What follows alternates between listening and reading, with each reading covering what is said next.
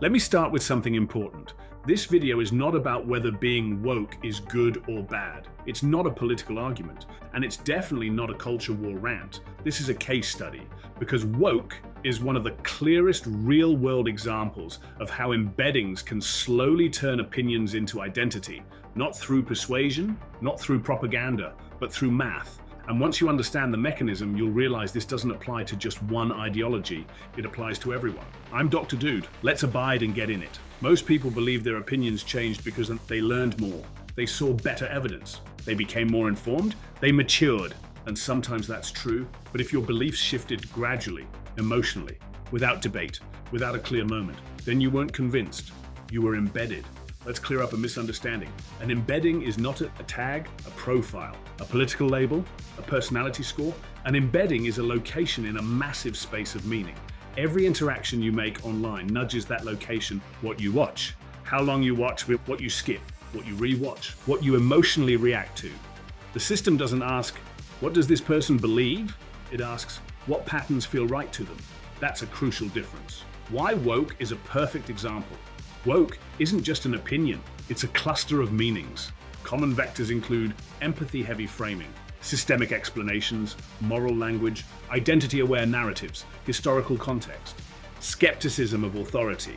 You don't adopt this cluster all at once, you drift toward it, and embeddings are very good at drift. The first step is never ideological. Here's how it usually starts. Not with slogans, not with activism, not with outrage. It starts with something adjacent, a personal story, an injustice explained calmly, a historical example, a critique of institutions, a video that makes you feel empathetic, not angry, nothing extreme. The system notes this emotional plus conceptual combination retains attention, and it offers more content nearby in meaning space, not identical, just closer. At this point, something subtle happens. The content changes from here's an idea to here's how the world works. Your feed starts to feel coherent, morally aligned, emotionally consistent. Opposing views don't vanish. They just feel colder, less informed, strangely hostile, morally off. Not because you evaluated them carefully, because they no longer match your embedding context. When belief becomes identity, this is the inflection point. The language shifts. It's no longer, I think this. It becomes, people like us understand this. And once belief becomes identity, disagreement feels personal. Criticism feels immoral. Nuance feels suspicious. At this stage, no one thinks, I've been influenced. They think, I finally see clearly. That's not indoctrination, that's reinforcement. Why this feels earned. This is the most important insight. Embeddings never tell you, you have changed. Instead, they smooth your experience. Reduce friction, increase emotional resonance, remove cognitive discomfort. Your brain does the storytelling. You conclude, I didn't move. Everyone else is behind. That feeling is not arrogance. It's embedding convergence. This is not a left-right thing. Let me be very clear. This exact mechanism can produce woke, anti-woke, hyper-libertarian, hyper-collectivist, conspiratorial, hyper-institutional trust. The ideology doesn't matter. The system optimizes for engagement, emotional consistency, predictability. Embeddings don't care what you believe, that they care that you stay legible. Here's a question worth sitting with. Which beliefs feel so obvious to you?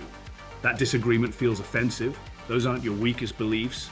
They're your most reinforced embeddings. That doesn't make them wrong, but it does mean they were trained. Here's the uncomfortable part. You cannot reason your way out of an embedding while consuming the same inputs, because embeddings don't respond to arguments. They respond to exposure geometry.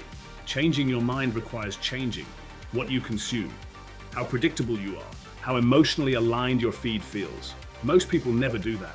They just deepen the vector. So no, AI didn't turn people woke. AI didn't radicalize society. AI didn't rewrite your beliefs overnight.